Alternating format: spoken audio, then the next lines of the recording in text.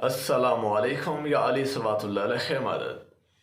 उम्मीद है तमाम मोमिन खैर वाफियत से होंगे। हमारे सबको अपने हिफ्ज़-ओ-मान में रखिए। सामीन और नाज़रीन, जैसे कि आपको मालूम है कि सैयद हैदर अब्बास रिजवी साहब का एक्सीडेंट हुआ और जिसकी वजह से वो क्रश हो जाते हैं और बहुत से लोगों ने वहाँ पर एतराज़ उठाया कि ये शिया जाकिर था, देखो शिया ऐसे होते हैं, शिया वैसे होते हैं। तो इसी वजह से उन्हें इस कदर दर्दनाक जो है वो मौत मिली है और अज़ियत भरी मौत का उन्हें सामना करना पड़ा है।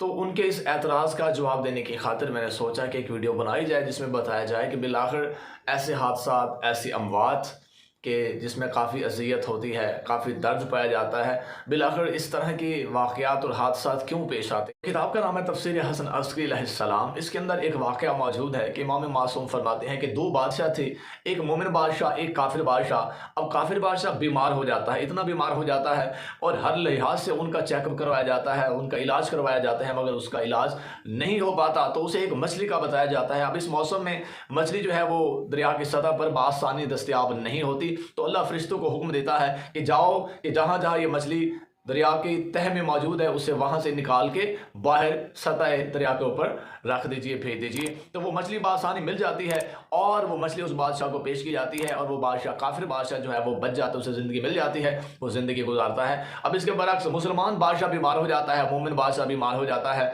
और उसका भी इलाज करवाया जाता है हर लिहाज से, मगर उसका भी इलाज नहीं हो पाता। तो उससे भी एक मछली का बताया जाता है। अब इस मौसम में मछली, जिस मछली का बताया जाता है वो बआसानी मिल जाती है, हर जगह मौजूद होती है, मगर अल्लाह फरिश्तों को हुक्म देता है कि जाओ ये मछली जहाँ जहाँ बआसानी मिल रही है वहाँ से इसे उठा के दरियाओं की सतह में पहुँचा दीजिए ताकि ये मछली उन्हें न मिल सके। तो ऐसा ही होता है, वो मछली नहीं मिल पाती और बिल आखिर मछली ना मिलने की वजह से वो मोमिन बादशाह फौत हो जाते हैं। अब फरिश्तों में शोर मच जाता है और वहाँ पे बड़ी हैरत अंगेज बातें होने लगती हैं कि ये अल्लाह ने क्या कर दिया कि जिसे बचाना चाहिए था, कि जिस मोमिन को बचाना चाहिए था उसे मार दिया है और जिसको मारना चाहिए था चूंकि वो काफिर था उसे बचा लिया है। तो ये कैसा अदल है, ये कैसा इंसाफ है। तो वहाँ पर वाज़े कुदरत आती है कि जो मैं जानता हूँ वो तुम नहीं जानते। वजह ये थी कि ये जो काफिर बादशाह था इसने ज़िंदगी में एक ऐसा नेक काम किया था और मुझे अल्लाह पर फ़र्ज था इसके नेक काम की इसे जजा दी जाए। तो मैंने दुनिया में उस नेक काम की जजा के तौर पर इसे ज़िंदगी अता कर दी। जो मछली नहीं मिल रही थी वो भी मैंने सतह पर भेज कर इसे खिलाकर इसे ज़िंदगी अता करके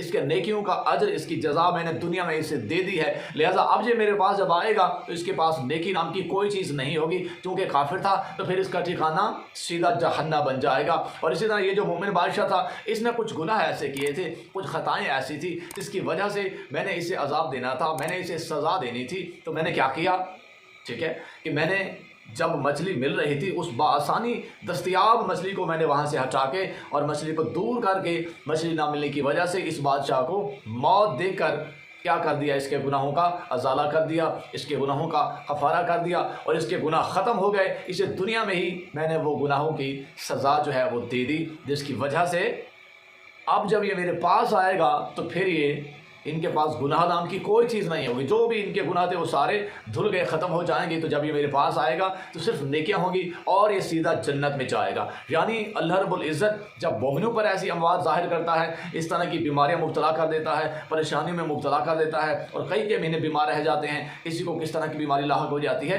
तो वजह ये होती है कि बिकॉज इंसान जो है वो गैर मासूम होता है, ख़ताकार होता है, उनसे ख़ताएँ होती हैं, गुनाह होते हैं। इस वजह से उनके गुनाहों का कफ़ारा करने के लिए उन्हें मुसीबतें, उन्हें परेशानियाँ, इस तरह की अमवात, इस तरह के एक्सीडेंट, इस तरह के हादसा पेश आते रहते हैं, जो कि मोमिन के लिए क्या होते हैं, बेहतर होते हैं और आखिरत में उनकी कामयाबी के लिए दलील बन के आते हैं। अब यहाँ से अंदाज़ा लगा सकते हैं कि जिसको दर्दनाक मौत मिलती है, अज़ियत भरी मौत मिलती है, अगर वो मोमिन है तो ऐसी मौत उनके लिए जन्नत की एक किस्म की खुशखबरी होती है, पेशिनगोई होती है कि उसने जन्नत में जाना है। और जो बआसानी ऐसे जी रहे होते हैं, बहुत ज़्यादा दौलत मिल जाती है और उनकी अमवात भी इस तरह की नहीं होती, ज़रूरी नहीं कि वो हर लिहाज से जन्नती हो सकता है कि अल्लाह उन्हें दुनिया में उनके नेकियों की जज़ा दे रहा हो और आखिरत में उनका ठिकाना जहन्नम बने। इसी तरह इमाम मासूम के पास एक शख्स आता है और इमाम से पूछता है कि क्या आपका चाहने वाला जहन्नम में जा सकता है? तो मासूम फरमाते हैं नहीं जा सकता।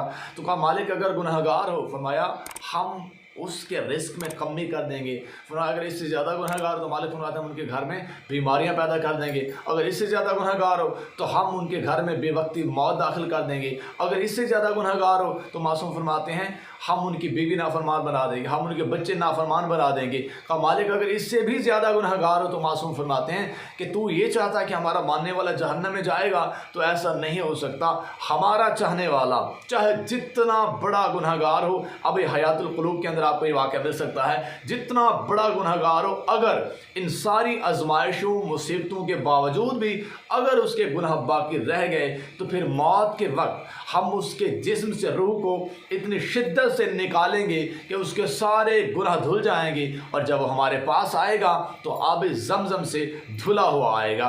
तो ज़रूरी नहीं कि मोमिन की दर्दनाक मौत उसके लिहाज से नाउज़ुबिल्लाह मिन ज़ालिक उसके जहन्नमी होने की दलील होती है, या इस तरह की जो सोच रखते हैं। मैं उन्हें बताना चाहता हूँ कि मोमिन की इस तरह की अमवातें, इस तरह की परेशानियाँ, इस तरह की मुसीबतें उनकी आखिरत में कामयाबी की दलील होती हैं। क्योंकि ये भी फरमान मिलता है कि जितने ज़्यादा दर्जात बुलंद होंगे तो इम्तिहानात भी उतने ज़्यादा बुलंद होते हैं। और वैसे भी देखा जाए तो बहुत से ऐसे इम्तिहानात आए हैं कि जिनकी अज़मत आले मोहम्मद की अज़मत देख लीजिए, अल्लाह के यहाँ बुलंद है, तो उन पर इम्तिहानात भी देख लीजिए, वो इम्तिहान था। क्योंकि ये घराना मासूम है तो वहाँ पर इम्तिहान था अल्लाह का, उस लिहाज से देख लीजिए। तो ऐसे लोग जो इस तरह की अमवात पर तनकीद करते हैं और तरह तरह की कमेंट्स करते हैं, तो उन्हें चाहिए कि फिर वो करबला के लिहाज से क्या कहेंगे, वो मोहम्मद बिन अबी बकर के जिनको गधे की खाल में जलाया गया था उसके लिहाज से क्या कहेंगे, वो बीबी आयशा के लिहाज से क्या कहेंगे कि जिन्हें कुएं में गिराया गया, और इसी दिन हज़रत उस्मान के कत्ल के लिहाज से क्या कहेंगे, हज़रत उमर के कत्ल के लिहाज से क्या कहेंगे। तो बहुत सारी ऐसी हकीकतें मौजूद हैं। हज़रत हमज़ा के लिहाज से देख लीजिए, तो ये कोई इनका तसव्वुर नहीं इस तरह का कि इस तरह बातें करके आप किसी के मसलक को या किसी के अक़ीदे को तनकीद का निशाना बनाकर उसे जन्नती या जहन्नमी होने का फ़ैसला अपनी मर्ज़ी से कर लें। तो यकीनन इम्तिहानात, परेशानियाँ, इस तरह के हादसात, इस तरह के वाक़यात मोमिन के लिए कामयाबी और उनकी आखिरत में जन्नत की दलील बन के आते हैं। वस्सलाम, या अली मदद। उम्मीद है कि ये वीडियो आपको बहुत पसंद आई होगी। इमाम ज़माना अलैहिस्सलाम।